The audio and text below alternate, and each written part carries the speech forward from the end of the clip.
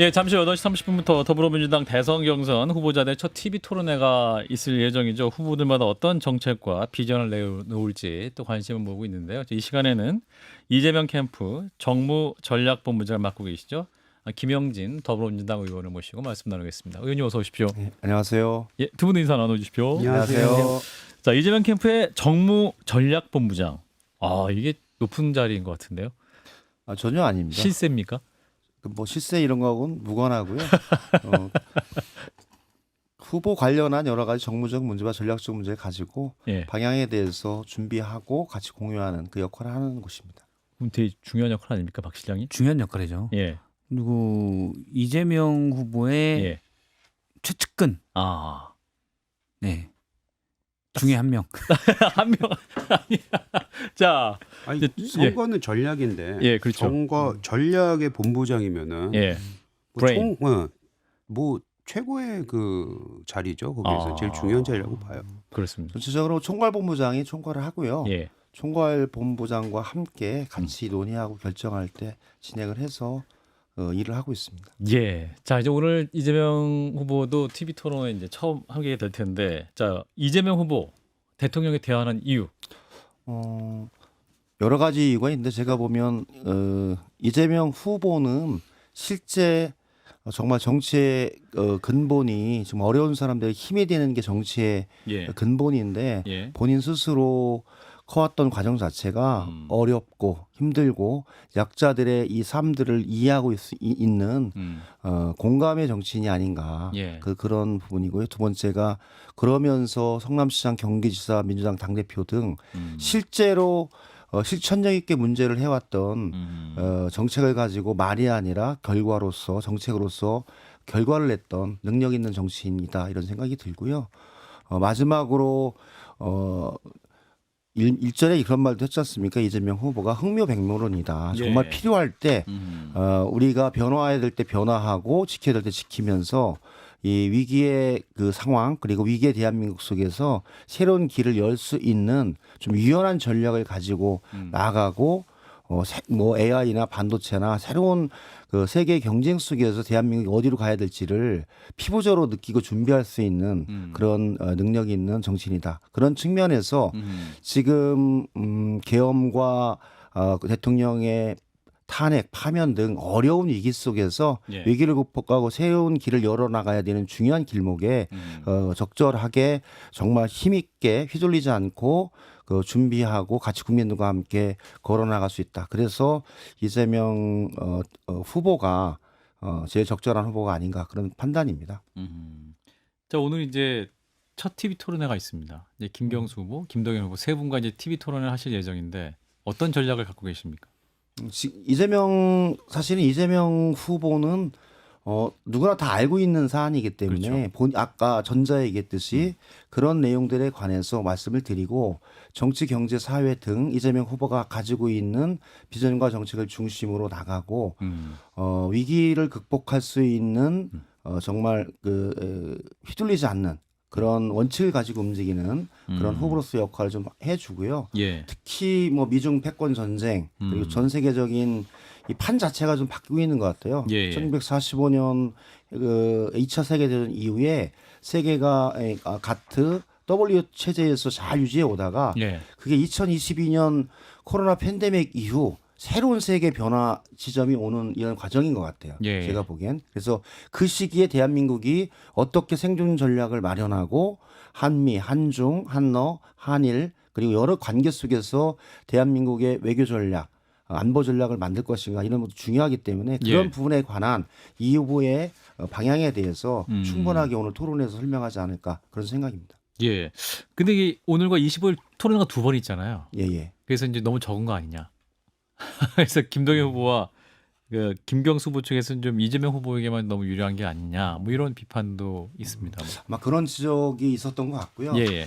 실제로 전체 경선 기간이 12일입니다. 그러니까 토일 두 번에 걸쳐서 그 전국을 17개 시도를 네. 4번의 권역별 유세를 하고 토론회를 하고 투표하는 방식이거든요. 예. 그래서 그런 지적이 있어서 당 선관위에서 그 의견을 수용하여 금요일과 금요일 사이에 수요일 날 한 번 더 토론회를 설정을 했습니다. 예. 그래서 토론회를 늘려서 충분하게 후보들이 자신의 비전과 정책을 할 수 있게끔 다시 확대했습니다. 예. 그리고 실제로는 지금은 이제 과거에 비해서 텔레비전과 유튜브 이런 방송을 통해서 충분하게 국민과 당원들에게 정보를 제공하고 선택과 판단의 기준을 할 수 있기 때문에 수의 문제도 있지만 집중해서 어떻게 토론을 잘 준비하느냐 그리고 자기 메시지를 잘 보내느냐 이런 상황이 중요하지 않을까 그런 생각도 합니다. 예, 박 시장님, 또 이재용 의원님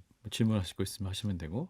저 최근에 이제 비명 행사 논란이 있었던 여론조사 업체가 또 이번에 간판만 바꿔서 민주당 경선에 참여한다. 그래서 김덕영 후보 측에서 뭐랄까 당 경선의 신뢰를 흔드는 것이다라는 또 말씀도 하고 있는데 이 부분에는 어떤 입장이십니까? 오늘 아침에 신문에도 나왔고 또 저기 김동연 캠프 측에서 입장을 냈더라고요. 예. 그래서 당 선관위는 이 문제에 관해서 사실대로 정확하게 밝히고 사실은 공정성의 문제가 전체 경선 결과와 그다음에 본선에 영향을 미치지 아니하도록 잘 관리하는 게 필요하다 그런 생각이 들고요. 예. 실제로는 저는 여러 가지 변화가 있지 않을까 하는 생각이 들고요. 예.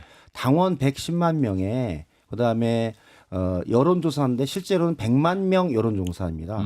여론조사이지만 100만 명 중 무당층과 민주당에 동의하는 사람들 중 민주당의 경선에 참여하기를 동의하는 사람은 누구나 투표할 수 있거든요. 예, 그래서 표본의 숫자가 상당히 크고 사실은 여론조사나 이런 것에 의해서 결과가 변질되거나 오염되기는 상당히 어렵고 그런 문제는 양당 후보의 상관인들과 그다음에 선관위 감독관이 정확히 들어가기 때문에 예. 그런 우려는 적지 않을까 그런 생각이 듭니다. 아마 없을 것이라고 저는 생각을 합니다. 그리고 선관위가 이 문제에 관해서는 좀 명확한 입장을 보일 필요가 있다 그렇게 보고 있습니다. 사실 김영진 의원님이 예. 정무전략본부장을 맡으셨는데 예. 민주당 의원분들 중에 정무적으로 제일 괜찮다는 평가를 많이 들으세요 실제로. 아, 박 시장님 취재 결과. 네, 국민의힘 의원들도 아. 김영진 의원님이 사실은 정무적, 그러니까 앞서 제가 문헌재 권한대행에 있었던 뭐 통합 정치 이런 예. 얘기를 들었었는데 그런 부분에 그래도 좀 민주당 의원 중에 상당히 낫다라는 평가를 들으시는데 예.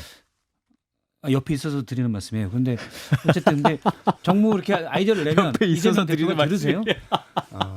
이 대표는 예전에 성남시장 경기지사 그다음에 당 대표 할 때나 예. 제가 17년 대선, 22년 대선에 지금 세 번째 대선이거든요. 아. 이게 너무 오래 했어요. 그래서 저도 개인적으로 이번까지 하는 게 맞다. 아. 세 번째 대선 도전이거든요. 예. 그런데 첫 번째 도전이었던 17년, 그다음에 22년, 지금 25년이거든요. 예. 이 과정을 보면 이 대표는 상당히 주변의 의견을 많이 잘 청취하는 입장이에요.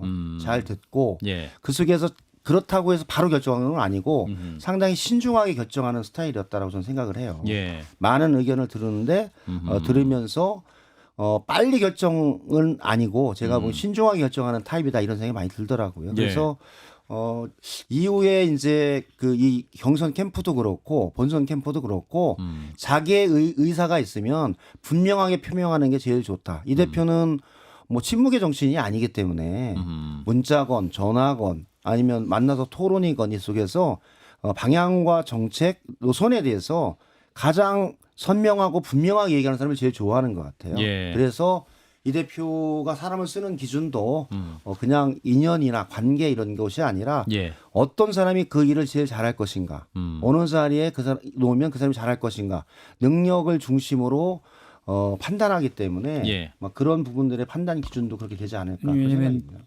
지난 대선 뒤에 이재명 대표가 개항을에 출마했을 때 인천 계양. 출마했을 보궐선거에 예. 출마했을 때 김영진 의원님이 최측근이지만 예. 강력하게 반대했었거든요 공개적으로. 그런데 그때는 말을 안 듣고 그냥 출마하시더라고요. 그래서 지금 혹시 들으시나 해서. 제가 보기에는 여러 과정 속에서 많은 의견을 수용해서 적절하게 반영합니다. 알겠습니다. 예. 여론조사를 보면 이재명 대표 이제 후보죠. 전 대표심 현 후보가 가지고 있는 가장 큰 걸림돌이 의견 유보 2층이 꽤 높다.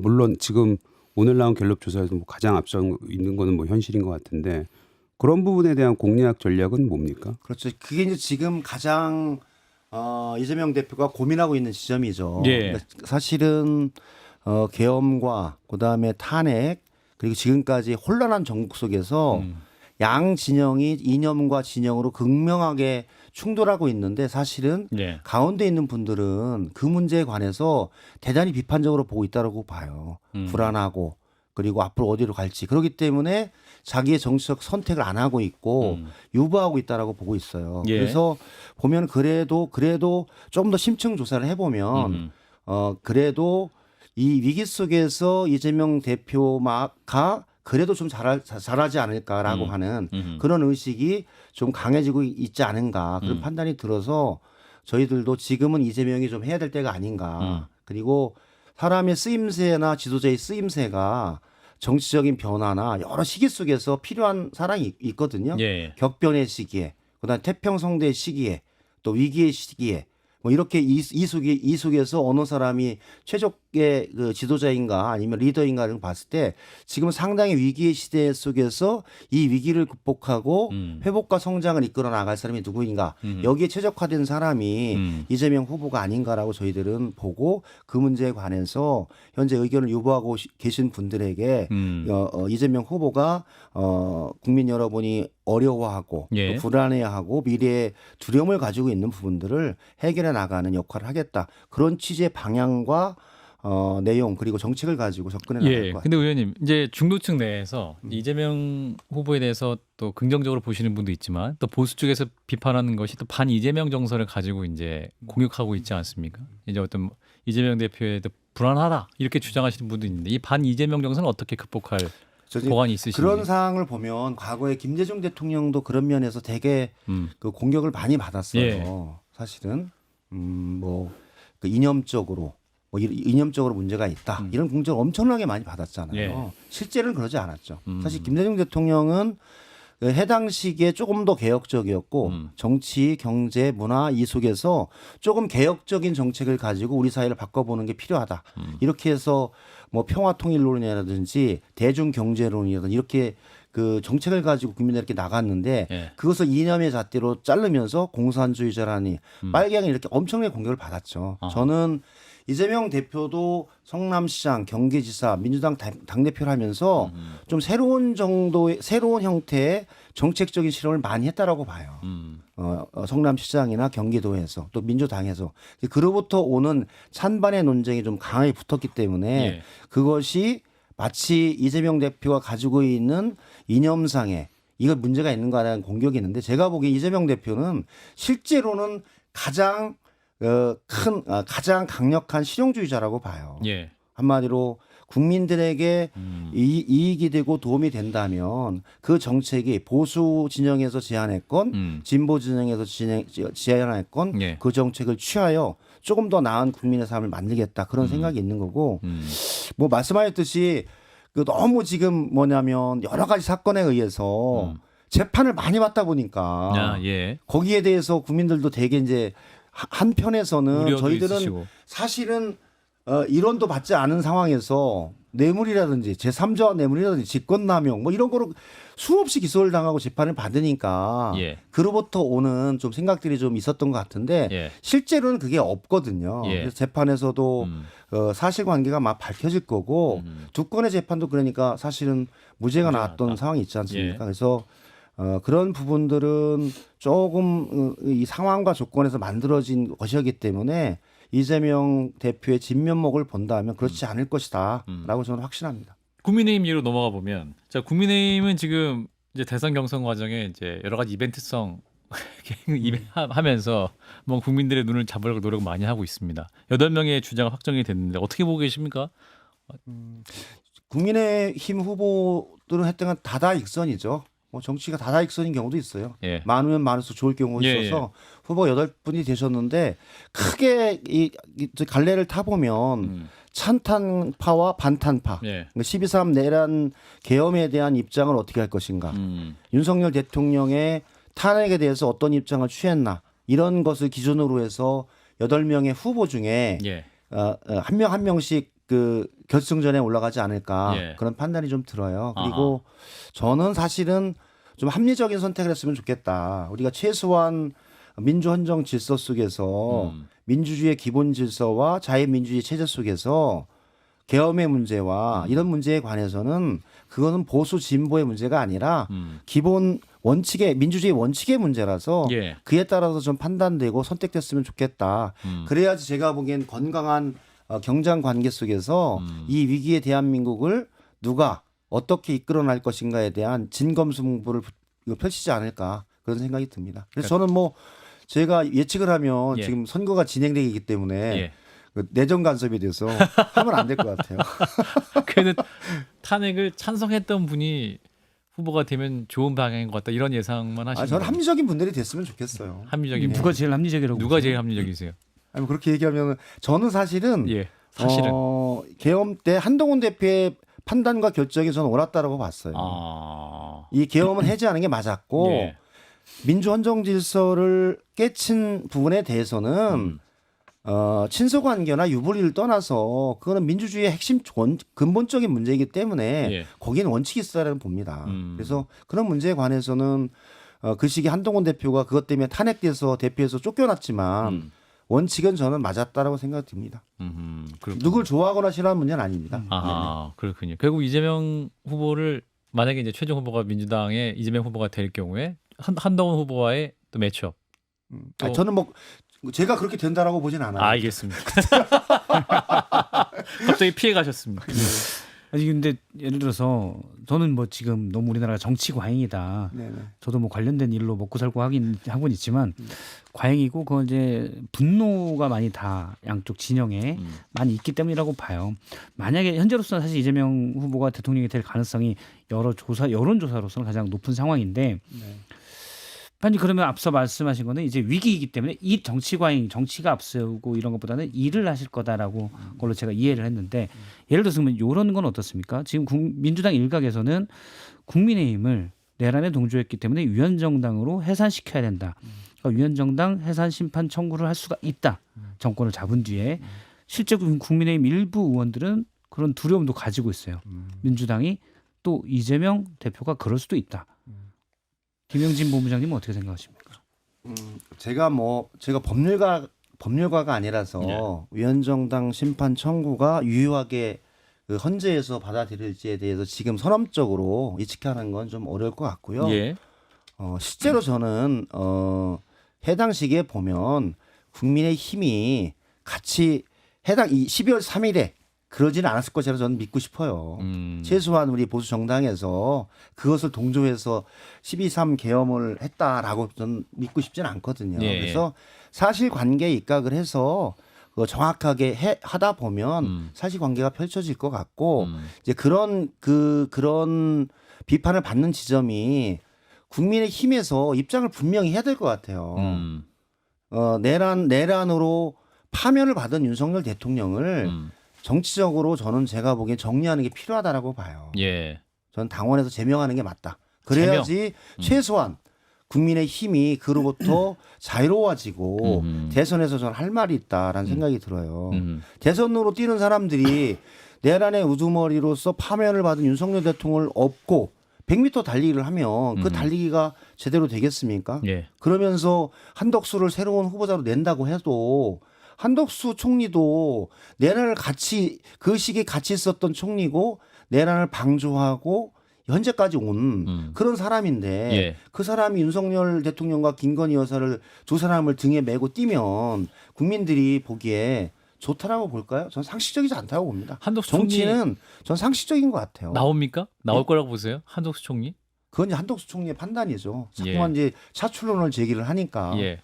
민주당 입장에서 어떻습니까? 땡큐입니까? 함나 땡. 저는 국민이나 나라를 위해서도 한덕수 대행은 정치적 유불리를 떠나서 지금 대행으로서의 역할을 하는 게 필요하다. 그래서 공정하게 대선을 관리하고 그리고 지금 관세협정 등 여러 가지 위기 속의 대한민국을 현재 잘 수습해 나가면서 예. 차기 정부가 원활하게 일을 할 수 있도록 그 자리를 지키는 것이 저는 마지막으로 한덕수 총리가 국가와 국민을 위해서 할 일이다. 예. 이렇게 보고 그것을 벗어나는 것은 저는 약간 선을 넘는 게 아닐까 그런 생각이 드는데요. 한덕수 총리의 출마는 뭐 본인의 자율적인 판단이지만 예. 이번 조사에서 보면 그렇게 적절하게 국민들이 보고 있는 것 같지는 않습니다. 자, 2부에서 나경원 후보를 인터뷰할 예정인데 나 후보가 이재명 전 대표가 당과 국회에 서 행정부 대통령 권력마저 장악하면 이재명 1인 독재, 드럼통 정치, 끔찍한 대한민국이 된다 이렇게 주장을 하고 계신데 어떤 말씀 주시겠어요? 나경원 후보 대표께서 원래 좀 약간 유연한 의원님이셨는데 예. 근래 좀 과한 언어를 사용하신 게 아닌가라는 생각이 들고 그런 경우가 꽤 많아요. 그러니까 뭐냐면 대통령이 있으면서 예. 여대 야수인 경우 아하. 그런 경우가 대단히 많았어요 우리나라에. 예. 한나라당, 신한국당 이런 시대는 다 여대 야수였어요. 예. 150석이 다 넘었거든요. 그렇다고 해서 전행을 막 했다 그러진 않거든요. 그다음에 88년 체제나 그다음에 마지막 박근혜 대통령 마지막 시기에는 다수당이었지만 야당 연합이 좀 많았고 그렇지만 사실 정치가 잘 작용해 나가면서 전국을 이끌어 갔어요. 그런 경우가 우리 정치의 87년 직선제 이후에 많이 있었는데 예. 당시에 당신들께서 여대 야수일 경우에는 아하. 1극이 아니었고 아하. 1극이 아니었고 지금은 1극이다. 이런 비례도 저는 안 맞는 것 같아요. 그것은 이재명 대표가 얘기했듯이 집권을 하게 되면 그렇게 정치 보복이나 일방적인 형태로 하지 않겠다라고 하고 저는 지킬 것이라고 생각을 해요. 그래서 나경원 대표가 우려하지 않으셔도 민주당에 있는 정치인들이나 이재명 대표가 적절히 인내하고 절제하고 하면서 야당과 협의하며 일을 해나갈 것이다 그런 생각이 듭니다. 근데 나경원 의원은 민주당의 집권을 예측하는 것 같아서 나쁘진 않습니다. 아니 그걸 예측하시는 것 같아서 방금 그 말씀하시니까 드는 생각이 아까 우리가 얘기했던 부분이 헌재판 결정문에서 야당에 대한 뭐 야당이라고 얘기할 필요가 없죠. 지금 민주당에 대한 비판이 있었습니다. 그거는 의원님은 어떻게 받아들이셨어요? 저는 민주당도 헌재 재판 속에서 민주당 야당도 야당에 맞는 위치에서 협의하고 토론하며 해나가는 이런 과정이 필요했는데 그에 이르지 못했다라고는 헌재 판결이 있었잖아요. 저는 민주당도 그것은 뼛속 깊이 받아들여야 된다고 봅니다. 예. 그렇지 않으면 민주당이 지금은 지지율이 높지만 국민들의 눈은 상당히 높거든요. 예. 군주민주라고 배를 띄울 수도 있는데 배를 바로 뒤엎을 수도 있어요. 그래서 전 민주당 지금 이정현 의원님 말씀해 주셨듯이 그것을 정확하게 나침반으로 잘 새겨야 된다 우리도. 그래야지 정치가 제대로 작동해서 위기 속에서 이재명 후보가 일을 제대로 할 수 있다라고 생각을 합니다. 국회가 전쟁터가 되면 안 되잖아요.